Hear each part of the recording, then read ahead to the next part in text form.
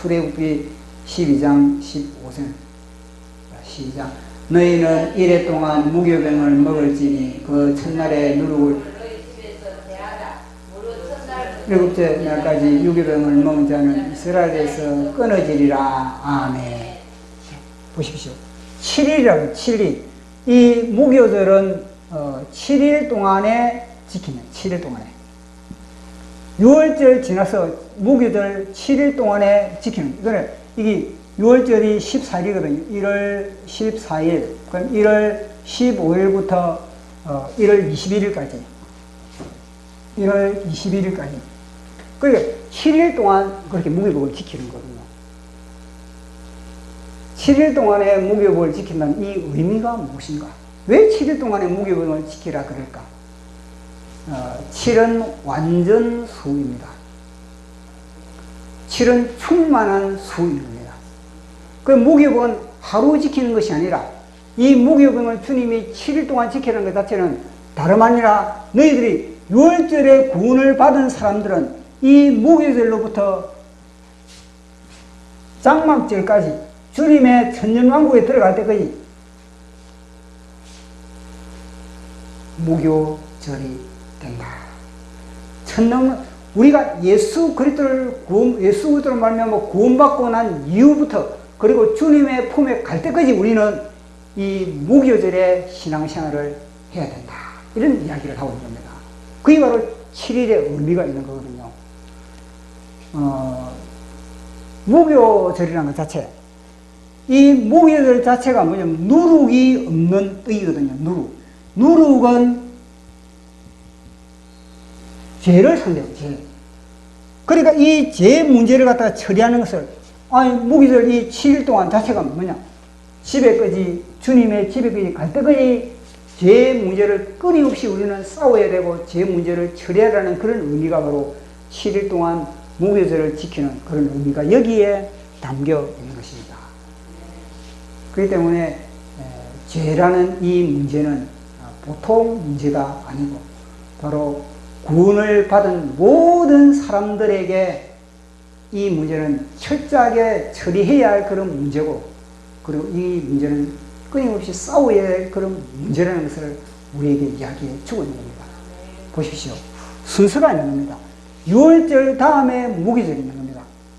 무교절 다음에 6월절이 있는 것이 아니라, 만약에 6월절을 심령에 6월절이 임하지 않는 사람들은 그 사람은 유교의 삶, 그 사람은 누룩 있는 삶의 느린 삶을 살아갈 수밖에 없는 겁니다.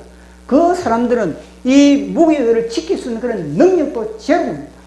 지킬 수가 없는 무교 죄에 대해서 전혀 거부 반응도 없고 전혀 죄를 두려워하지도 않고 죄와 영원히 짝하는 그런 삶이 바로 6월절 전에의 그런 우리의 삶입니다. 그런데 6월절 다음에부터 이제는 무교절을 지키라. 너희의 정결성을 너희들이 주님이 오실 때까지 유지하라. 그런 메시지가, 그런 의미가 바로 무교절에 7일 동안 지키라는 그런 의미가 저곳에 담겨 있는 겁니다.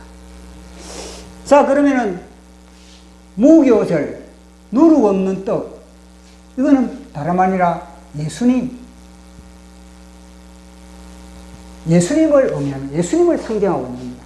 자, 말씀으로 확인해 보도록 하겠습니다. 히브리서 4장 14절에서 16절.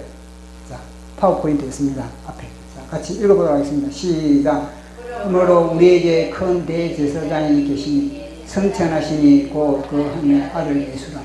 우리가 믿는 도리를 굳게 잡을지어다. 우리에게 있는 대제사장은 우리의 연약함을 동정하지 못하지. 모든 일에 우리와 똑같은 시험을 받으시니 죄는 없으시니라. 그러므로 따라 돕는 은혜를 얻기 위한 보좌 앞에 담대히 나아갈지니라. 아멘. 우리와 똑같은 시험을 받으신다.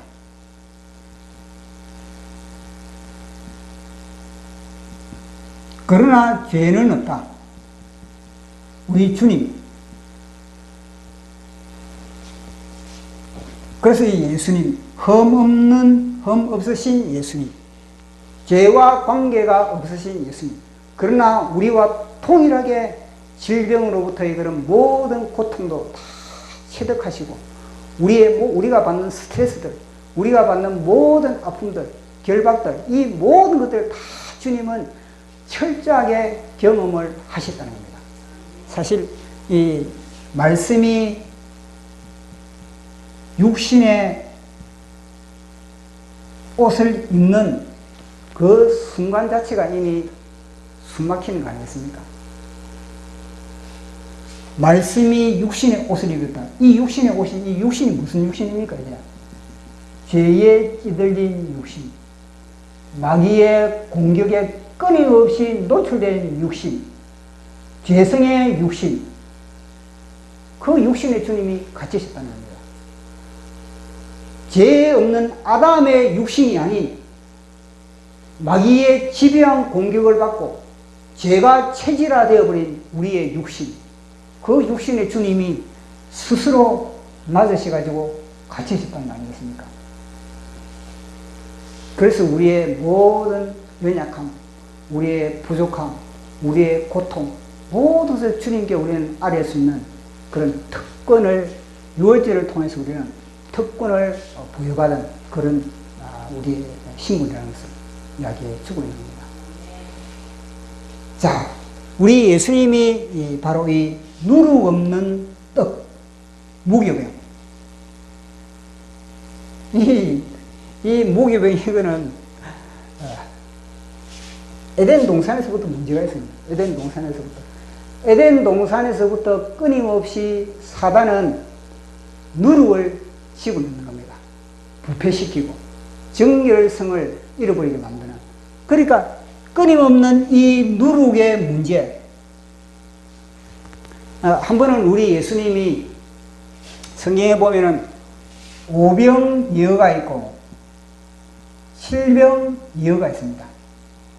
이거는 5,000명, 이거는 4,000명을 먹는 거야. 그 우리 예수님이 칠병이어를 일으키고 4,000명을 일으키고 이제 제사들에게 보니까 떡이 배불리 제사들에게 뿐만 아니라 4,000명을 다 먹이고도 배불리 남은 광주리가 7광주리입니다. 그래가지고 우리 예수님이 이제 7광주리 남은 이 떡을 제사들에게 이야기를 하는 겁니다. 저 남은 떡을 이제 버리지 마라. 저 남은 떡도 잘 관리를 하라. 그러니까 이제 제사들이 알겠습니다. 그래가지고 주순 주우니까 7광주리가 되는 겁니다. 그래 7광주리를 이제 그들이 이제 뭐 어디 표시나는데 바위 틈이라든지 뭐 바위 곁에 아니면 나무 곁에 그렇게 이제 두고 있는 겁니다. 왜냐? 지금 열심히 나누어 주고 열심히 그 현장에서 사역을 하니까 떡 가지고 뭐 사역을 할 수 없지 않습니까? 그 떡을 이제 7광주리 서로씩 모아놓고 그들이 열심히 이제 사역을 하는 겁니다. 그 열심히 사역을 하다가 이제 우리 예수님이 야, 우리 바다 건너편으로 가자. 그래서 제자들 12명을 배에 태워가지고 바다 건너편으로 그렇게 간 겁니다. 그 어느 정도 바다 건너편으로 가니까 이제 제자들의 심령에도 그 오병이어의 이 현장이 어느 정도 잠잠히 가라앉았을 때, 오병이어의 현장의 이 분위기가 어느 정도 잠잠히 가라앉았을 때 우리 주님이 제자들에게 교훈을 시킨 겁니다. 왜냐? 사람들이 많이 벅적벅적했을 때 우리 주님이 귀한 교훈을 제자들에게 그렇게 말을 해봤자 그들이 귀에 들어오지 않거든요. 그러니까 아주 분위기가 잠잠했을 때 그때 우리 예수님이 제자들에게 이야기를 한 겁니다. 어떤 이야기를 했냐면, 야, 너희들 바리새인하고 서기관들의 누룩을 너희들이 조심하라. 너 서기관들 바리새인들 누룩을 삼가하지 않으면 큰일 난다. 그런 식으로 우리 예수님이 이야기를 한 겁니다. 그 딱 이야기를 하니까 제자들이 딱 보고 그 당시 제자들이 다 반응이 누가 남은 떡 바구니 7바구니 그 떡, 그걸 베드로가 야 안드레 그 떡 7바구니 그거 어떻게 했어? 그러니까 안드레가 야고보인데 맡겼는데 야고보 야 너 떡 바구니 어떻게 했어? 그러니까 바위 틈에 놓아뒀는데 그러면 어떻게 됐나? 아무도 안 가져 버린 겁니다. 그러니까 그들이 12명이 모여가지고 웅성웅성하면서 야 너 좀 잘 챙기려 그랬잖아.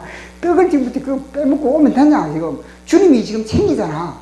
막 그렇게 이야기를 하고 있으니까 우리 주님이 야, 그게 아니고 주목해봐라. 내가 말한 거는 바리새인들과 서기관들의 누룩은 다름 아니라 그들의 교훈, 바리새인들과 서기관들의 교훈이 바로 누룩이라는 겁니다. 그 누룩이 너희들이 지금 들었던 그런 모든 메시지를 갖다가 부패시킬 수 있다. 그 하늘의 모든 말씀도, 존귀한 생명의 말씀도 그 누룩이 조금만 침투하면 다 부패하니까 그 누룩을 너희들이 조심하라. 교훈을 조심하라. 그런데 그들은 떡을 조심하라고 여기 뜨는겁니다. 자, 말씀으로 확인해 보도록 하겠습니다. 마태복음 16장 5절 6절 시작. 제자들이 건너편으로 갈 시에 떡 가져가기를 잊었더니 예수께서 이르시되 삼가 바리새인과 서기관들의 누룩을 주의하라 하시니 아멘. 그런 말을 하니까 이 제자들이 웅성웅성 그렇게 그런 겁니다. 그런데 주님은 그게 아니라 제대로 너희들 들으라. 그러면서 16장 11절에서 12절 같이 읽어보도록 하겠습니다. 시작. 어디 내 말한 것이 떡에 관함이 아닌 것을 깨닫지 못하느냐. 오직 바리새인과 사두개인들의 누룩을 주의하라 하시니 그제서야 제자들이 떡의 누룩이 아니요 바리새인과 사두개인들의 교훈을 삼가라고 말씀하신 줄을 깨달으리라. 아멘. 예수님이 복음을 전파하는 곳마다 뭐냐면요, 복음을 전파하는 곳마다 이 누룩이 침투하는 겁니다. 누룩이 들어와가지고 정결한 떡을, 정결한 주님의 말씀을 변질시켜버린 겁니다. 지금 이 시대 교회도 마찬가지입니다. 교회마다 누룩이 침투하여서 교회마다 하나님의 말씀을 변질시키는 그런 요소들이 너무너무나 많다는 거예요. 아니, 그때 그랬으면 지금은 100배, 1000배 더 할 거 아니겠습니까?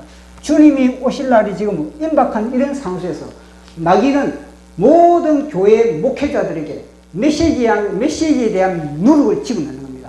메시지에 누룩을 집어넣으면 그 누룩의 메시지가 나가면 성도들에게 그 누룩이 침투, 심령의 누룩이 다 그렇게 스며들 수밖에 없는 겁니다. 그만큼 이 자리는 두려운 자리거든요. 그 두려운 자리에서 누룩이 들어있는 메시지를 던져보십시오. 왜 이 땅에 지금 이 교회가 정광훈 목사님처럼 저렇게 민족이 위기에 처해졌을 때, 민족이 공산화가 되어가려는 그런 찰나에 왜 침묵을 하고 있습니까? 누룩이 들어있는 떡을 먹기 때문에 그렇습니다. 서기관들과 바리새인들의 교훈에 찌들려 버렸고 완전히 그런 체질화 되어버렸기 때문에 제대로 외치지를 못한 겁니다. 그러나 저 사랑제일교회는 누룩 없는 떡을 먹었기 때문에 그들은요, 불의를 향해서 한글을 할 수 있는 겁니다. 그 한글을 할 수 있는 힘이 어디냐? 바로 순수성에서 있는 거거든요. 순수하지 않으면 생명의 말씀의 떡의 순수함을 갖지 못하면 힘이 없는 겁니다. 누룩 들어있는 그런 떡을 먹고서는요, 세상을 향해서 맞짱을 뜰 힘이 없는 겁니다. 왜냐? 같은 편인데 무슨 힘을 낼 수가 있겠습니까? 그러나 사랑제일교회 저기는요, 메시지가 누룩 없는 메시지에 떡이 들어가기 때문에 그들은요, 이 시대를 향해서 깃발을 벌럭일 수가 있는 겁니다. 지금 우리는 그런 시대에 살아오고 있는 겁니다. 그러니까 그런 교회가 눈을 따고 봐도 없을 정도의 그런 위기 가운데 지금 이 땅에 교회가 되어 있다는 것. 벌써 우리가 진단을 하게 되는 겁니다. 세상에 어려움이 없을 때는 그게 진단이 안 되는데 세상에 어려움이 딱 닥치면은 진짜 알곡과 쭉정이가 정확하게 구분이 되는 그런 시대에 우리는 지금 살아가고 있다는 것을 진단을 할 수가 있는 겁니다. 예수님 시대에 그렇게 바리새인들과 서기관들의 누룩이 그렇게 완전히 주님이 지나간 곳마다 그렇게 침투하고, 심지어는 예수님의 12제자들 중에 보십시오. 예수님의 12제자들 중에서도 그 속에 마귀가 누룩을 집어넣지 않습니까? 그자가 누굽니까? 보십시오. 그 한 사람의 가돌 유다를 통해서 그 예수님의 제자를 갖다 다 부패시키려는 그런 하나의 그런 계획이 있었던 겁니다. 그런데 우리 예수님이 워낙 기도와 워낙 그 메시지가 강력하기 때문에 보십시오. 제대로 그 누룩이 꼼짝을 하지 못하지 않습니까? 하물며 예수님 이후에 예수님의 제자들의 모든 사역의 현장들마다 끊임없이 이 누룩이 침투를 하는 겁니다.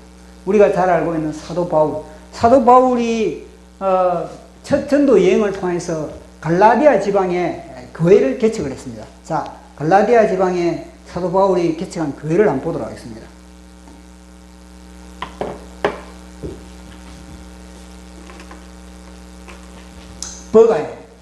버가에 가서 사도 바울이 여기에 머물렀을 때 여기 어떻게 했습니까? 교회 하나 세우고 또 뿐만 아니라 안디옥에 교회 하나 세우고 그 다음에 이고니움, 루스드라, 더베 이렇게 이 지역을 갖다가 갈라디아 지방이라고 해요. 갈라디아 지방. 그 갈라디아 지방, 저 지방에 갈라디아서를 그렇게 띄운 겁니다. 갈라디아서 자체는 저 지방의 교회들에게 회람을 하기 위해서 띄운 편지가 갈라디아서거든요. 그리고 그 갈라디아서를 보면요, 어떤 일이 벌어지냐.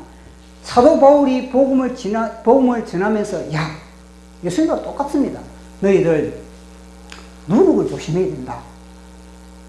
이 복음의 진리를 갖다가 너희들이 굳건하게 지키지 못하면 너희들이 변질될 수밖에 없다.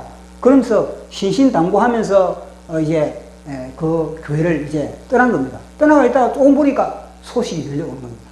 아니나 다를까 그 누룩을 막지 못했네요, 성도들이. 가만히 두겠습니까, 마귀가? 자, 마귀의 누룩의 침투를 우리 한번 말씀으로 확인해 보도록 하겠습니다. 갈라디아서 2장 4절 시작.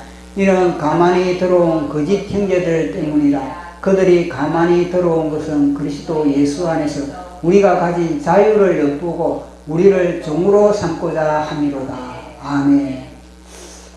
저는 이 갈라디아서 2장 4절을 보면서 번역이 좀 약한 겁니다. 가만히 들어왔다.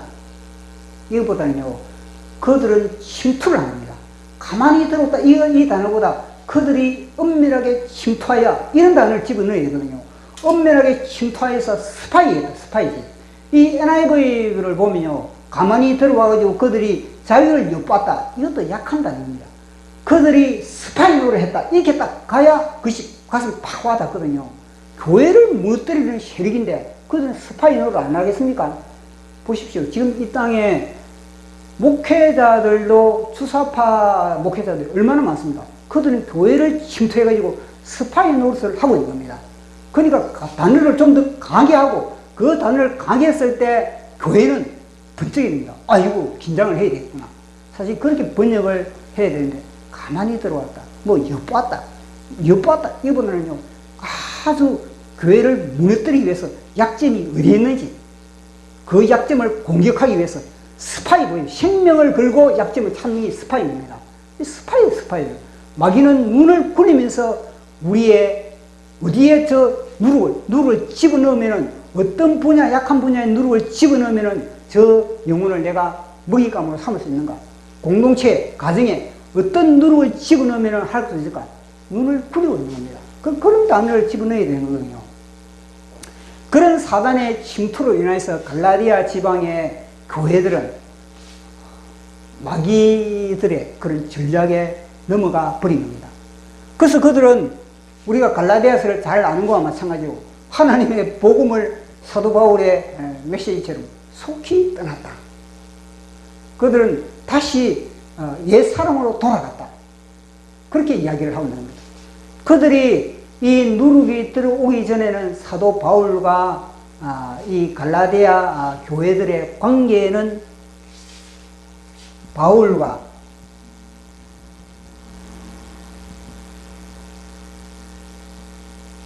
갈라디아 교회는 한 몸이었습니다.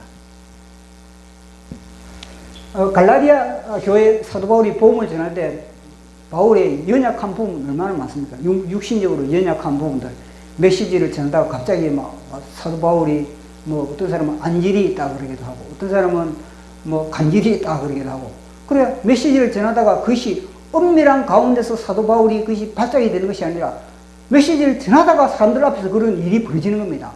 그런 모습들을 모든 성도들이 다 보고 있는데 그런 일이 벌어짐에도 불구하고 그 갈라디아 사람들은 사도 바울을 마치 하나님의 천사로 받아들이고 있는 겁니다.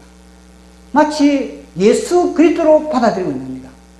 사도 바울의 연약한 부분을 갖다가 내 눈이라도 뽑아가지고 내가 사도 바울에게 주면 좋겠다. 사도 바울의 눈이 약했는가 봅니다. 그런데 내가 눈을 뽑아가지고 내가 사도 바울에게 줄 정도로, 그 정도로 갈라디아 교회는 사도 바울과 하나가 됐던, 눈이 없을 때, 자, 말씀으로 확인해 보도록 하겠습니다. 갈라디아서 4장 14절에서 15절, 시작. 너희를 시험하는 것이 내 육체에 있으되 이것을 너희가 업신여기지도 아니하며 버리지도 아니하고 오직 나를 하나님의 천사와 같이 또는 그리스도 예수와 같이 영접하였도다. 너희의 복이 지금 어디 있느냐? 내가 너희에게 증언하노니 너희가 할 수만 있었더라면 너희의 눈이라도 빼어 나에게 주었으리라. 아멘. 누룩이 없었을 때 그 교회들은 사도 바울을 통해서 하나님의 통로였구나. 저분을 통해서 우리 영혼이 살아나는구나. 좋은 게 여겼던 겁니다.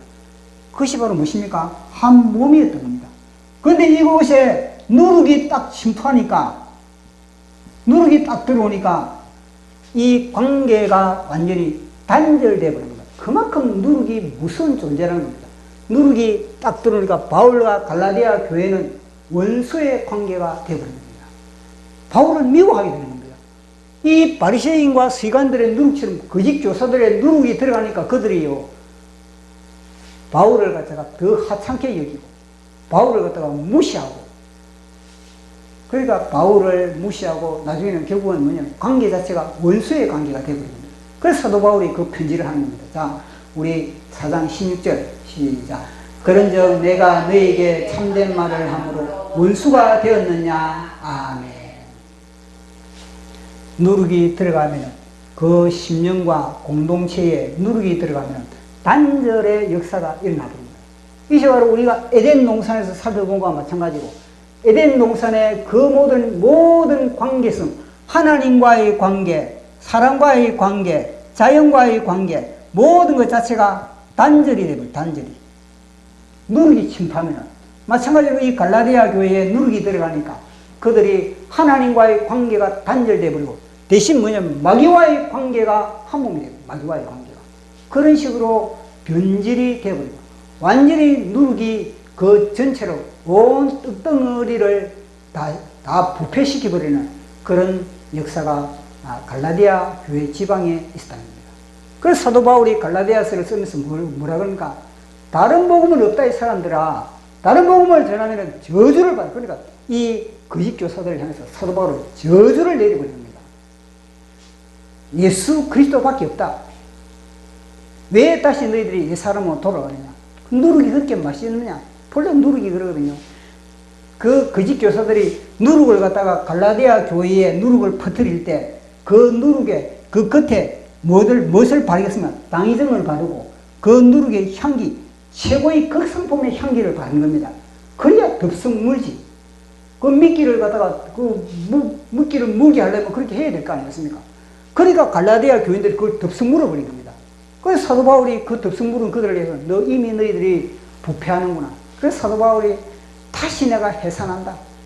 내가 다시 해산하는 고통으로서 너희들에게 내가 또 기도를 통해서 또 메시지를 통해서 다시 내가 너희들이 다시 요 무교절을 통해서 유교병으로 누룩이 된 것을 갖다가 다시 내가 유교절로 내가 다시 회복시킨다. 그런 이야기를 갈라디아서에 보면 하고 있거든요. 그만큼 이 죄가 무섭다는 것을, 죄가 우리와 하나님과의 관계, 그리고 우리의 이웃과의 관계, 좋은 관계, 모든 관계들을 다 끊어버린다는 것. 부부간에 이 누룩이 들어오면 그 누룩을 통해서 관계 단절, 그리고 또 이웃과의 관계 단절. 신천지 보십시오. 누룩이 딱 한 가정에 들어가면요, 그 요건뿐만 아니라 그 주위의 모든 사람들은 다 부패가 속도가 급속한 겁니다.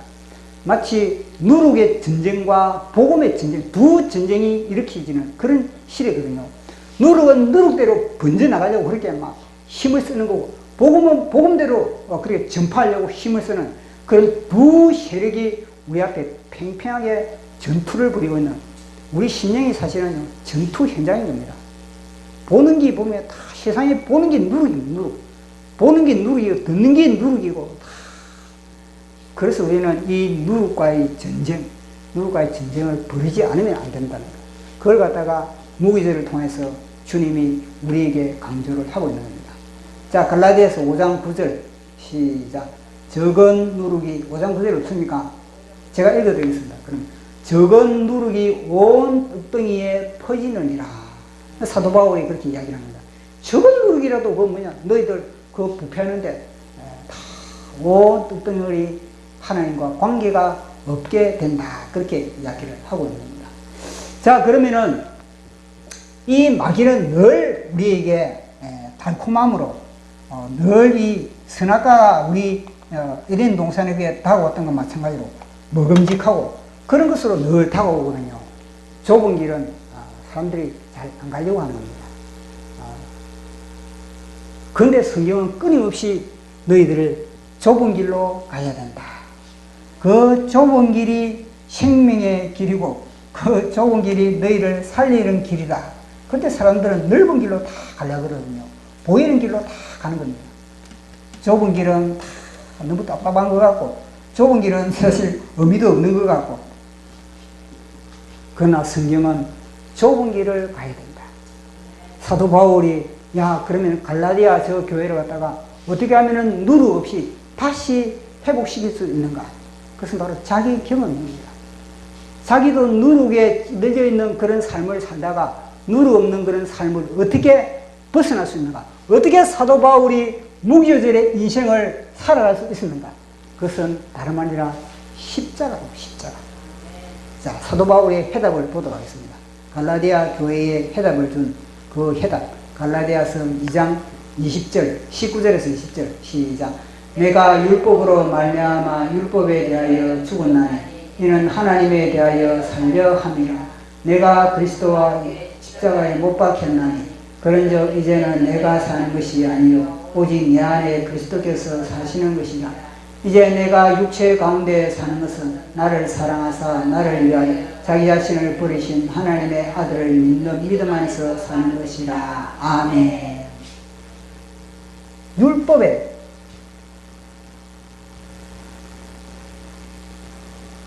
십자가에서 사도 바울은 율법에 흠이 없다고 그러거든요.